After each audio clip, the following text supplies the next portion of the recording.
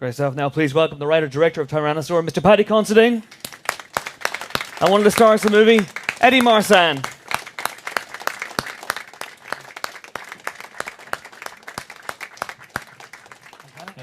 Good to see you, man. Eddie? Hello. Hello, how's it going?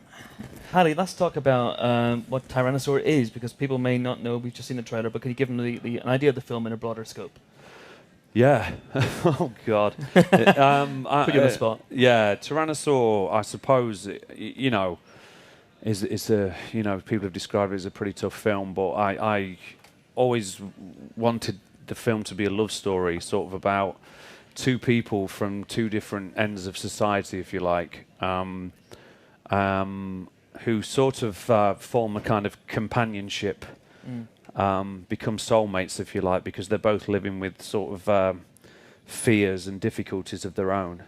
And I guess the film was just, I'd acted for so many years that I just felt the need to begin to sort of write and direct my own work after, having collaborated on other people's work over the years, and I thought it was time that I established my own voice. And I think Tyrannosaur is the result of years of frustrations and also just sort of, I suppose, making sense in some way of my place in the world, of the world that I grew up around. Yeah. Whereas Tyrannosaur is a very sort of heightened and at times extreme sort of interpretation of that.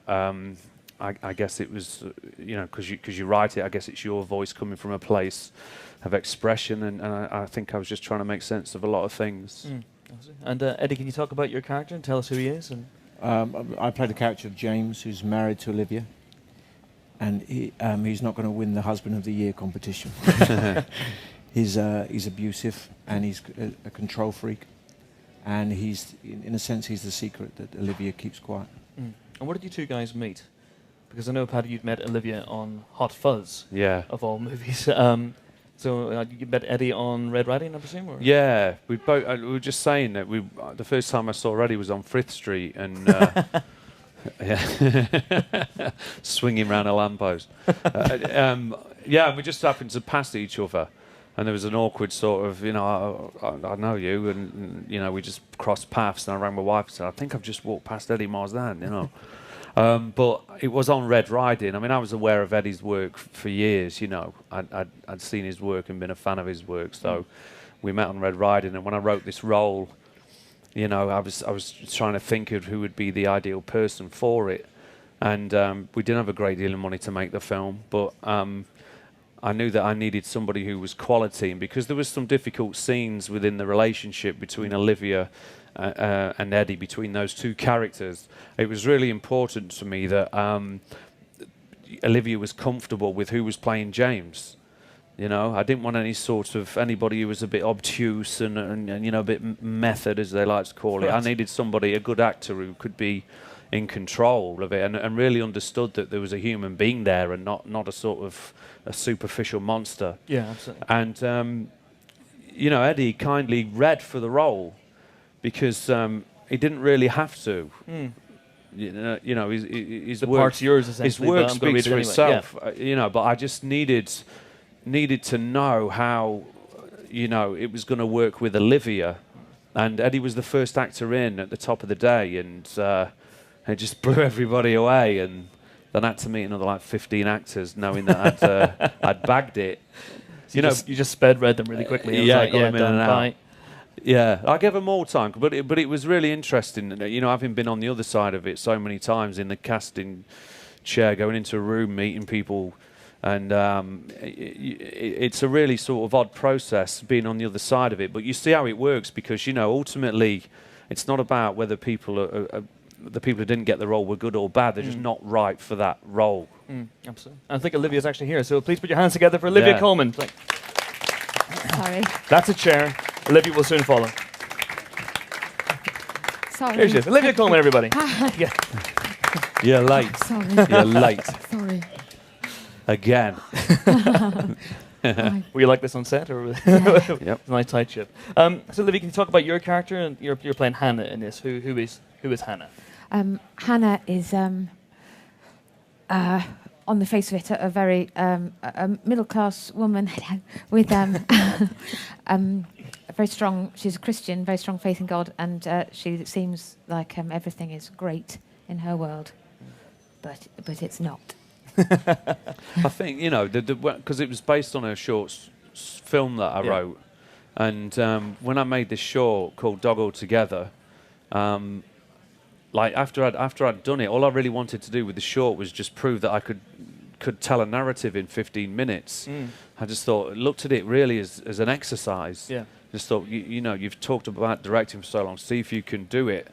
And, you know, so I didn't pay much mind to the aesthetics of it, the camera really. I just wanted to concentrate on the narrative. And when I sort of put the short film out, people responded to the short film and said, you know, it felt like the beginning of a bigger movie, and they wanted to know what happened to these characters. And so I just continued to write where the short left off. Because the short's essentially the first 50 minutes of Tyrannosaur. That's right, yeah. And then what happened was, it was the very first scene afterwards where Joseph, I don't know if hopefully some of you will see the film, Joseph enters the charity shop a second time where Hannah's character works, because Olivia's character works, because he's drawn to her for some reason on a higher level, and he's drawn to this woman. But he kind of verbally abuses her and dresses her down and makes assumptions about her life.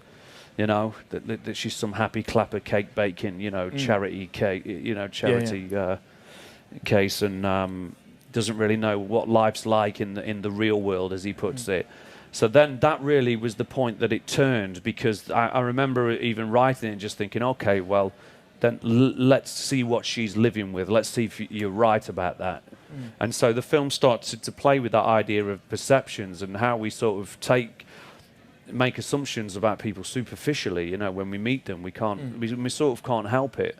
So how much of Hannah's circumstances were set in stone when you started to write her story, or how much of it did her story dictate to you? It just happened. Yeah. You know, and the way that I write is, I think when you write, what works for me is that I just switch off. And you just let the story unfold without thinking about it too much. And that doesn't make sense to some people, but the characters, if you trust them and trust the process, they'll tell you where they want to go.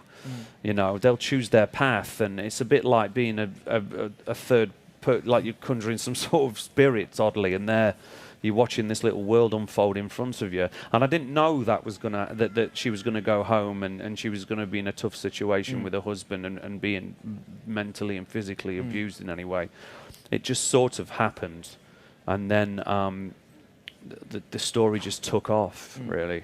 And Olivia, did you have any idea where Hannah's story may go when you finished Dog Altogether? Because I imagine you did 1 day's work, maybe 2 days' work on that? Yeah, 1 day. 1 day.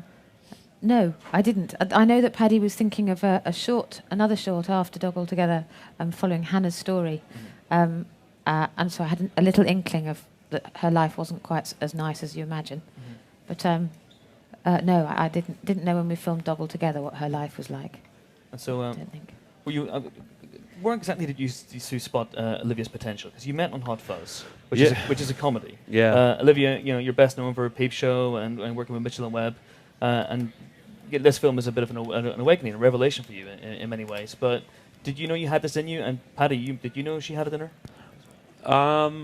No, because no, you know, I wanted Olivia in this film based on her personality. She was the right person for the job. She just is naturally a very caring woman, you know, and I think she's a good gal. And she had all the right qualities to play that role. Because I think, you know, you could have cast some actresses in that role who were not more established, let's say, but they're more known for a certain, you know, kind of cinema, let's say. And I don't think there would have been any revelation, because I think you would have been expecting things to sort of go a bit wrong. Yeah. Whereas with Olivia, because she's never been seen in that sort of arena before, in a movie with this kind of subject matter that required a really high standard of performance, you know, to be honest with you, I didn't know that she could do that. You know, why would I? But I followed my heart, because I knew that she was the right person, and I just had to sort of really really sort of have faith in that. You know, one of the reasons that I wanted to become a director, amongst the many of them, was that I'd been on film sets as an actor and I'd felt very adrift on film sets. I'd had no help from directors, and I just thought that some directors I realised don't really understand actors and don't get the best out of actors, and I really thought that I could work with actors very well. And so to see Olivia do this movie and to undergo a really huge transformation as an artist was an incredible thing to see, and it was confirmation that yeah, you were right. All you got to do is follow your instincts. Yeah. And I suppose if any of the actors I worked more closely with, more intimately with, it probably would have been Olivia. And I don't know why that was, because by the end of the film, it wasn't like she needed help, but at times it just felt like you were another character off screen, just feeding into her mind, you know. But direction is knowing when to also step away. Yeah. Like the incredible final scene of the movie, there's a huge revelation in there. Yeah. And I was thinking about this scene and thinking, man, you know, today's going to be a really tough morning. You know, we've got to go to some depths. And she just came in and smashed it apart. You know, and it was just an incredible thing to see somebody realize their potential that way was amazing. Olivia, were you daunted by this role, or did you grab it with both hands? Because I know you're doing comedy, but you maybe felt you'd been corralled into doing comedy a little bit, and you wanted to try your hand at dramatic stuff. No, what I found funny over the course of answering questions is that there's an implication of choice in an actor's career. Which I've certainly never experienced. And I went into it thinking a little bit of a play, a little bit of comedy, a little bit of drama, how lovely, because it doesn't happen like that. And I got my work in comedy, and I kept getting my work in comedy, and that was been wonderful. But this Tyrannosaur is a job I've dreamt of since I was 12. I just never got a look in. You know, there's a list of comedics and a list of tragedians, and you're never allowed to cross over, or it's rare.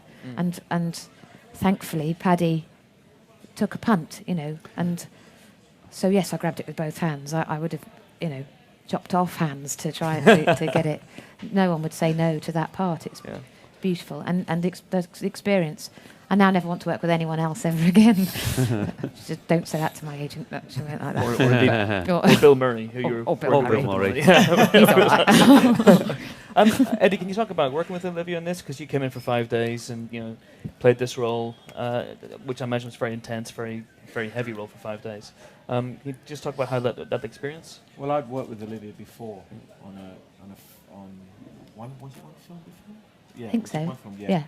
And it's very memorable. When we came in and to do when I came in to read with Paddy and Olivia, it was very, very clear to me that the thing about Olivia is she has this personality that she's very open, she's very easy to love, and as the character of James, you need these men love intensely. I mean, their idea of love is very narcissistic, but they love these women and they try to control them but they're very vulnerable, these men, and there's something about Olivia that makes it very easy to act with because she's so open and so easy to love. So therefore, in a sense, this sounds weird, but she's also therefore very easy to abuse because as an actor, you're only as good as the person you're playing opposite, and you have all the thoughts that when the camera is on me, all I'm thinking about is Olivia. And Olivia, in her performance and in the way she works and the way she creates things, is very thought-provoking. So it's very easy to do. So it's it's almost instinctive, your reactions. Yeah. You just, you know, you sit there and you want to be loved by this woman, and therefore it's very easy to be disappointed by her, and it's very easy to create James's warped sense of reality. With any other actress, if there was a hint of vanity in the actress, it would have fallen apart. But Olivia doesn't have that, you know, and that's why it's very easy to act with her. I don't want to get into too much into spoiler territory, but there's a really important scene between Hannah and James, which is very physical. Can you talk about filming that to an extent and working with Paddy in terms of the sensitivity of that scene and I guess emotional and physical scarring that, you know, preventing that, I suppose. Paddy was very thoughtful about scenes like that, and was a very nurturing presence, and made us all feel very safe. So actually, it seems like that was shot 2 or 3 times tops. Yeah. And the rehearsal was, you'd have to say the lines roughly. You'll be here, you'll fall here, whatever, and then just go. So you never had to, doing something like that 10 times would be a bit much. And Paddy always made us feel very safe. Yeah. And we feel very safe together. We know each other and like each other, and as soon as it was cut, Eddie would go, "You're right, mate. All right, everything's all right." There's a great moment, and it didn't make the final cut. And I won't reveal the film, but there is an attack where Eddie attacks Olivia, and in the scene, it fades to black, and before we cut, you could just hear Eddie say to Olivia, "Oh God, are you all right?" Just like that, quite faintly. And I kept it in the film for so long. After it had gone to black, you just heard this voice go, "No, I didn't cut your eye, did I? That was it." He said to her, "Oh no, I didn't cut your eye, did I?" Something like that, and I kept it in for so long because it was just after the scene had ended, it was just this taste of the kind of dialogue that was about to occur after the attack. When the shame takes like over. the shame and the nurturing. Oh, I didn't know you did it. Oh, it was a little reveal of to what that dialogue might be. Absolutely. Paddy, you've talked a couple of times already about feeling adrift as an actor on movie sets and maybe being neglected by directors. So is it fair to say when you set your mind to directing this, when you walked onto set for the first day, that you wanted to be the director that you'd always wanted to have as an actor? Yeah. And who is that director?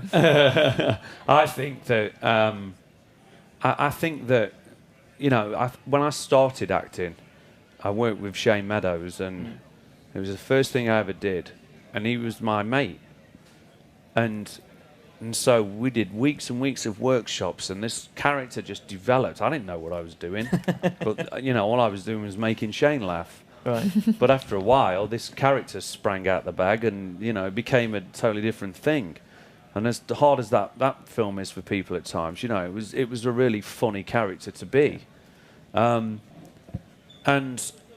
I thought that was what it was all about all the time. And that because the next time I did a film, it was with Pavel Pawlikowski, another really sort of inventive guy, who kind of finds the story as he goes, a really unique way of working. And I thought everybody did this.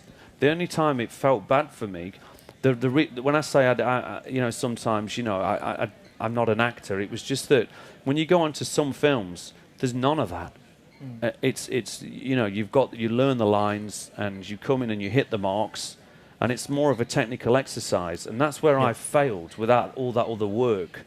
Without that sort of environment, that's where I would fall down. And I realised that a lot of that is essential to the art of acting, because that's how 90% of films are made. And people are very, very good at that, that kind of work. I just seem to fall down a little bit. I've been on film sets and you've forgotten a word, and someone's come up to you with a clipboard and gone, "Oh, you forgot to say," and you're just going, "Oh shit, this thing's becoming like a technical exercise," and it just always felt restrictive at times to me. Or maybe a director hires you for what you've done in the past and just expects you to do that again. I've actually said, I had somebody say to me once, it's what you did on Dead Man's Shoes. And I was like, no, it's not, you don't know what we did. Yeah. You don't know what was created that day, the vibe of it all, everything, the territory. You don't know that. Yeah. If I do that, you're just like every other actor who turns up, it happens to bad actors, and, So it's a really sort of odd area. But I love actors, I really do love actors. I love watching them. And I loved watching them I love watching them work. To be right behind the monitor was a real pleasure. And it was quite addictive. I loved it.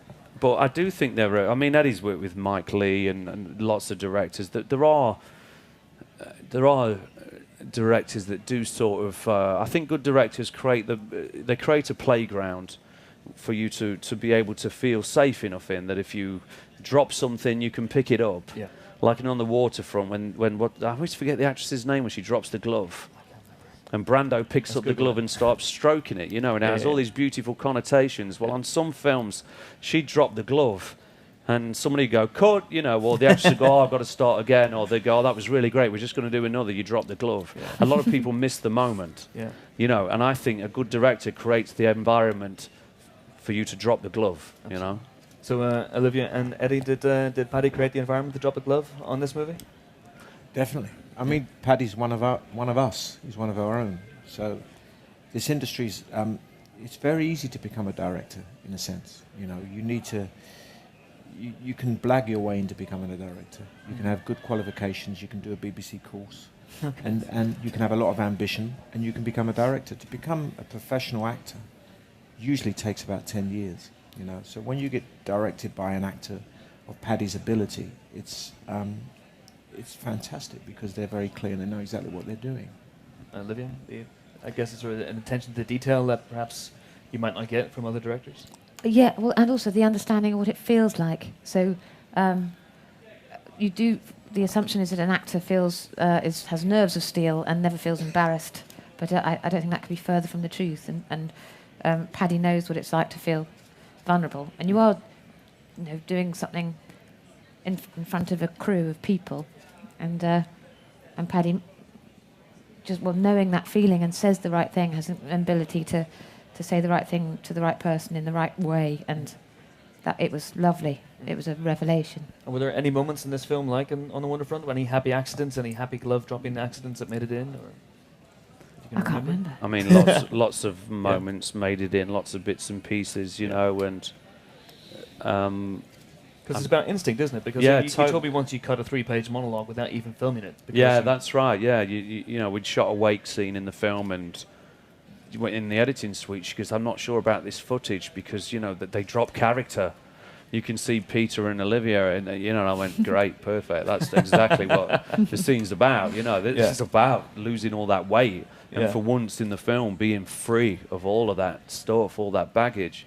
But then, after I'd shot the wake, I'd had trouble with this scene for a while, getting a location for it, and it was like a 3-page bit of dialogue between Peter and Olivia, and you know, in the film, Hannah's a Christian charity shop worker, and it was all about him asking her about God and religion and how she got there. And I just looked at it on set and just went, I'm not shooting that. You know, I don't want to know any of that. Why would I? You know, and you know, so I just scrubbed it, and we went and did something else because. And that's the luxury of making a film for 750 grand because. You know, and writing it yourself, because I'm not having conversations with some guy going, I've just got 3 pages of you writing, and them going, what? You know, and having a breakdown. Yeah. I'm coming down. Yeah. Those writers, those brilliant writers. Huh? Well, that's enough from us for the time being. So let's throw it open to you guys. And if any questions for Paddy, Eddie, or Olivia, then put your hands up, and we'll have roving mics come around. So don't be shy. Anyone at all? There we go. Right in the Hi, I was wondering if you could explain how you came up with the title. Yeah, I'd written a monologue based on this character of Joseph, and it was a man sitting in the chair, in a chair at home, and you know, basically, you know, in our house, in most houses really, you could hear people walking up and down. So when you're a kid and you're up to stuff, and you can hear your mum getting out of bed and all that, it's dead handy. But you know, I suppose it came in the way that, you know, my mum was a big gal. And I just wrote this monologue with this character, and he could hear his wife walking about upstairs, and he referred to her as the Tyrannosaur. And it was no sort of reflection on my mum. It was never a nickname for my mum. It was just your imagination and the writing that you know, where it came from. But I thought then that you know, it was a really great title, and in the film, without, I don't want to reveal too much, but she's basically the presence that haunts Joseph's house throughout the film, and it haunts Joseph really, and you can hear echoes of her all around the house, and basically it's a nickname that this character has for his dead wife. I just revealed it. Forget what you just heard in the last 10 seconds. Yeah.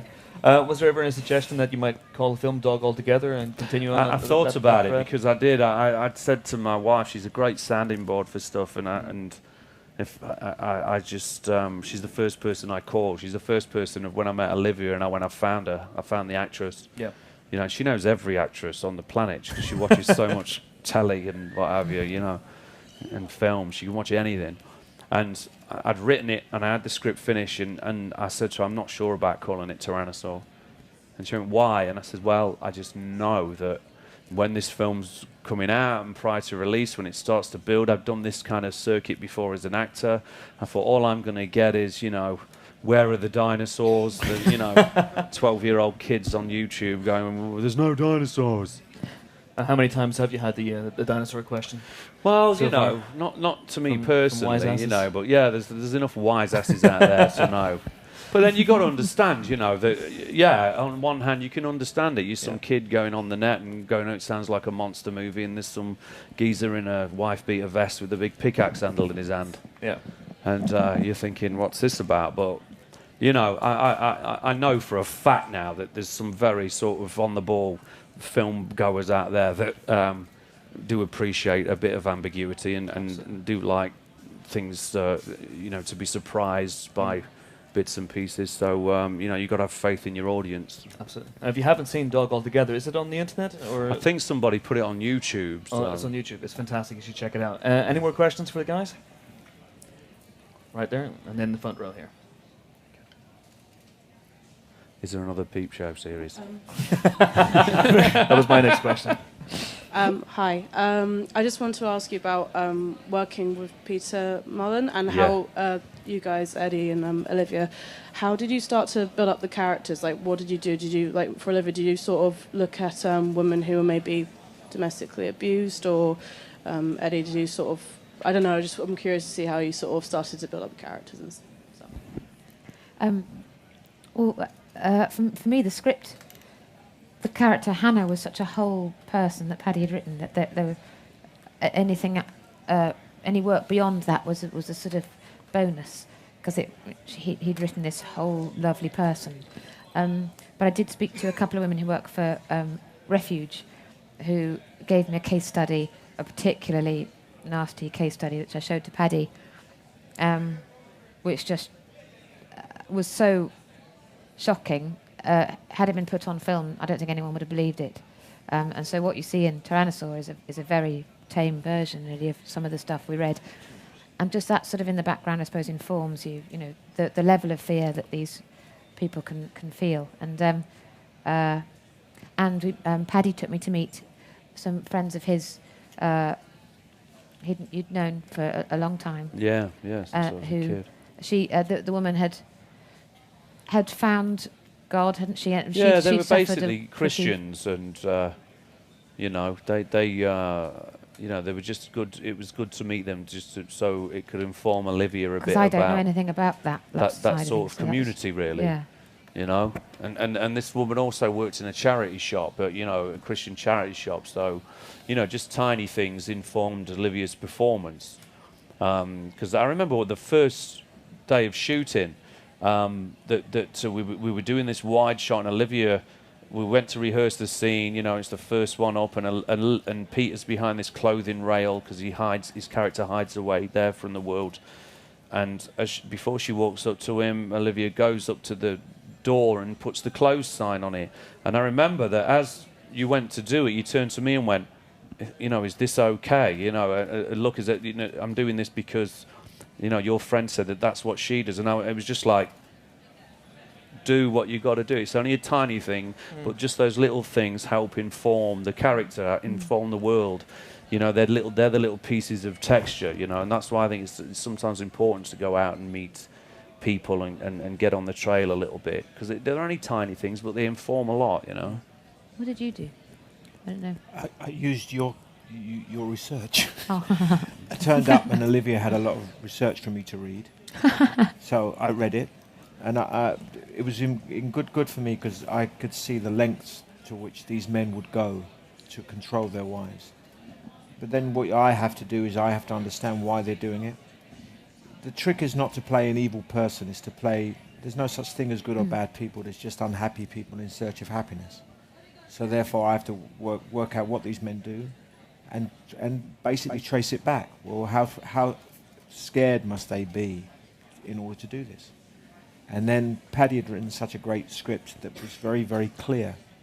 I think actors make good writers and good directors, because an actor's job is, in the maze of a script, an actor's job is to plot a journey and then go on that journey. And what Paddy's writing did was, it was very easy to find that journey and to go on that. And the film is like that. The film is a very clear, emotional roller coaster ride. And that's what you do. You go on, as an actor, you go on a roller coaster ride. Now, when you see a leading man play a part, the audience sit on a roller coaster ride with him, and me and Paddy usually play the guys who go boo. but that's what you do, and so you have to plot it with that in mind. How much rehearsal time did you have on this? Very little. I don't think I had any rehearsal No, time. Eddie had none. I just turned up and did it, really. Yeah, and we just sat. You know, it's very weird. You got to cast right. You know, you just got to, and the rest of it is just the communication, the understanding.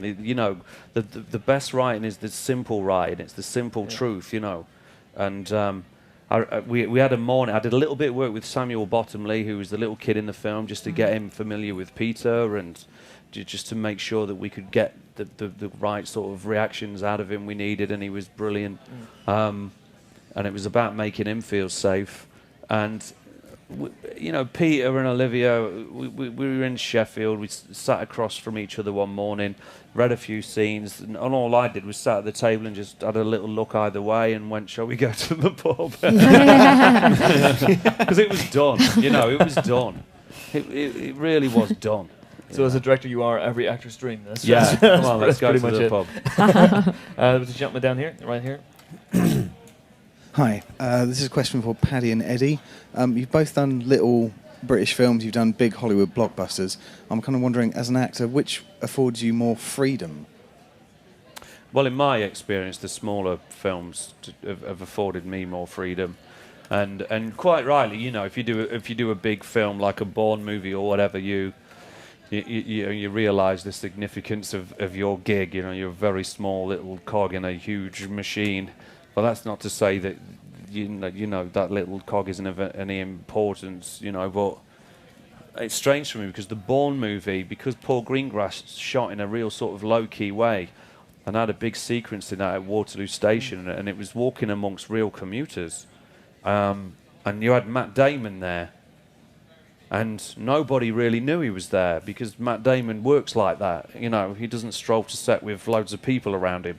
You can walk up the street quite happily, and it's a while before you have to stand still for people to go, "There's Matt Damon," which happened, which was actually fantastic to see because you could, after a while you could begin to see commuters. If you were there for too long, you'd see people then just start to go.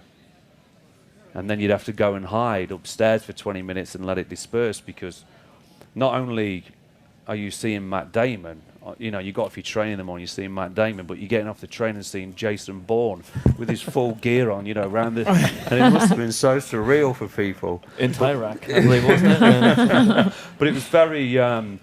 it was very low-key the way that Paul did it for a film that was, that you would think is a juggernaut. Whereas my other experience of it was on Cinderella Man, and that felt more like how you would classically make a movie with all the trucks, with all the lights, with all the extras, and it was a period piece and with all the people, and, so it was two very different sides, but... on Cinderella Man, they'd cut your scenes and not even tell you, so you'd turn up ready to shoot scenes and they'd gone. Which was odd to me. But I think for myself, the smaller films, and being lucky enough to have some really good relationships with not only Shane and Pavel, but James Marsh, and people like that. I think, I don't know for you, Eddie, but it feels a bit more collaborative, in my experience.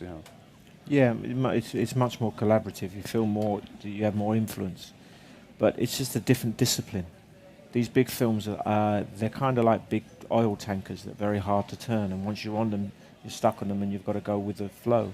But that doesn't mean to belittle them in any way, because when they're made well, when a big blockbuster is done well and you're involved in it, it's a work of genius. It's fantastic. The problem with blockbusters is if you spend 80 million on a movie, you're going to get your money back because the studios are going to spend 150 million to promote it. So they're going to get people to come in. So the danger with these films is that there's no risk to them, And because there's no risks, they become very mundane. There's no creative flow. When we did Sherlock Holmes, it felt like a very small movie because it was an unknown entity, you know, and we didn't know whether it was going to work, and it was a risk, and it was great fun to do. And I'm very proud of the film. I think it was a really good blockbuster movie. You went to watch it and you thought, God, this is a really great movie. Some of them, when you're working on them, what money can do to you is any time when you're in a creative process, you have a choice: is it A or B? Now, if you use money wisely, you'll keep on having the courage to answer those questions, and then you'll answer more questions, and the film will become more complex, and it will become a better work of art. What money can do is you can say, I don't have to answer that question yet, I'll put it off. I'll put it off and put it off. And by the time you get to filming, you have a very boring, uncomplicated film. And that's what a lot of blockbusters end up being. Are you done with blockbusters, Paddy? Do you think? Oh, well, I haven't been invited on board one for a while, but yeah, I think you have to number one audition to get in them, and pretending to swing a sword around your head in an office in Soho, for some monster movie thing is not my idea of fun. Yeah, but I got the Bourne gig. I was walking down Soho, and Paul Greengrass went, "Oh, mate," I said, "Hey, Paul, how are you?" He goes, "What are you doing?" Later in the year, I said, "Oh, nothing, mate." He goes, "I might have something for you," and that was it. And I got a call 6 months later. It's Paul. And I, hello. And so it was a really odd way of how it happened to me. That's how it should always happen, if you ask me. I think we've got time for one more question. Anyone got any more questions for Paddy, Olivia, or Eddie? Oh, right back there. Can you wait for the microphone? Thank you.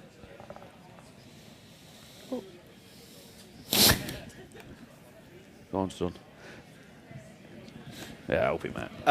Just how did you find your way, between working with the script and the more sort of the Shane Meadows way of working, or however, Well, I've been worked with Shane a couple of times. Shane will definitely have a script and a story down, but Shane has a way of working where he gets people to sort of improvise within the scene. And then, has his own methods and approaches to working. I didn't do that with Tyrannosaur. I was very sort of, not strict, but I was definitely certain that it wasn't an improvisational movie. I wasn't trying to find it that way. I think it, like Eddie and Olivia said, this film was quite clearly written, and the characters were quite clearly written. So there wasn't any need to go off page, or there wasn't anything new to discover. If anything, the spontaneity came from the moments, on set. We did the interactions with the actors, or what was going on in your vision and in the outside world, really. Because we set it on an estate in Leeds, and one thing I learned working with Pavel Pavlikovsky was that the location was really, really important, Because what he used to do was he'd set himself in Margate for a film, and then start to bring in the locals, the eccentrics and characters, and bring them into the movie and give it another layer of authenticity. So that was something that really stuck with me, and it happened with Tyrannosaur. So, for scenes in the movie, we've got the women who work in the local charity shop in one scene, and we've got the community in the wake scene, and a lot of little things kicking off on the state informed the way that I went about shooting certain scenes. But that was it, it was never really the same sort of improvisational place, really. Was that from experience? Is that working? Yeah. Was that from experience of acting and being in these improvisational situations where you just want to sort of drop that process and just you wish there was a script there? Yeah, I wanted to drop it. Just for my film, I've got nothing against it, and when it's done well, like the way Shane does it, it works brilliantly. But in some circumstances, it doesn't. And with Shane, I can improvise forever and a day. But I've been on some sets, and the director's going, "Oh, just improvise," and you go, "Improvise what?" But I think it was just something important to me. I realised as an actor, I was going through this process of having done a lot of improvisations and just realising that if you're going to have a career as an actor, you better learn how to do scripts. It's sort of a really huge requirement of being one. And so I think that somehow informed Tyrannosaur, and the reason why I was so sort of dead on. I wasn't over them in every word like I described earlier. It wasn't that sort of militant. But it was like, no, it's not a riff fest. At the end of the day, you create that world for them to be creative. you know, and then lovely surprises come because they're in that world, and little things happen, bits of inspiration that ultimately stay in the film. But that's creating a moment, you know. Fantastic. There I'm was gonna a ask- question at the back too. Oh, which one at the we- back. Okay, yeah, great. He's Well spotted. hiding. Well, just the microphone's Sorry. coming around. Sorry. Good eye. Well done. It'd be a bit mean if we ignored it. I was just wondering, it sounds like really gritty and sort of real film, which would probably be quite harrowing for an audience. And I just wondered, in the making of it, how much it sticks with you, or whether it does, or are you able to kind of, after having been through the worst of it, switch off and sort of move on with life, or does it stick with you? And if it does, what is the stuff that does stick with you? And is it good, or is it bad, or what? For the actors, you mean?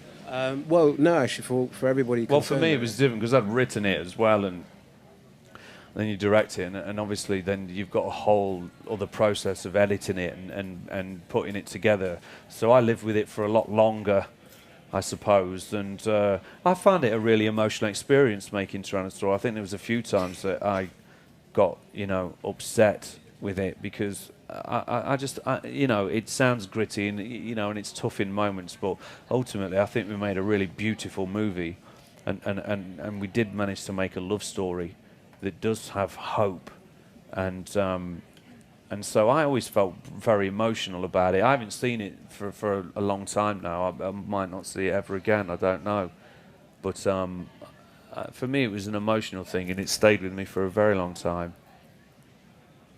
Yeah. And Eddie and Olivia, to stay with you? Not really, to be honest with you. I was on it for a short time. And also, I think sometimes the darker the material, the more humour there is on set. Actors have a gallows humour, in a sense, you know. Making Vera Drake was at the final scene when you knew Vera was going to be sent to prison. I've never laughed so much in my life. and I think it's naturally kicks in because what you're doing is when the camera rolls, you're finding you're going to a dark place, and when it stops, you counterbalance it with having a laugh. It was, yeah, definitely one of the most enjoyable experiences of my life.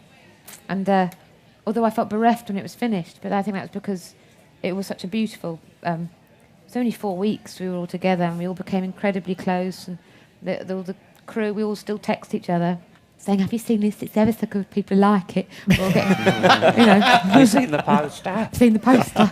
Sending each other pictures of the poster. It means so much to all of us, this film. But yeah, although it's a hard watch, it was beautiful to do. That's fantastic. I will ask one last question, and that's to bring up awards. This film's been talked about as an awards contender. The O word has even been mentioned, especially in connection with you, Olivia.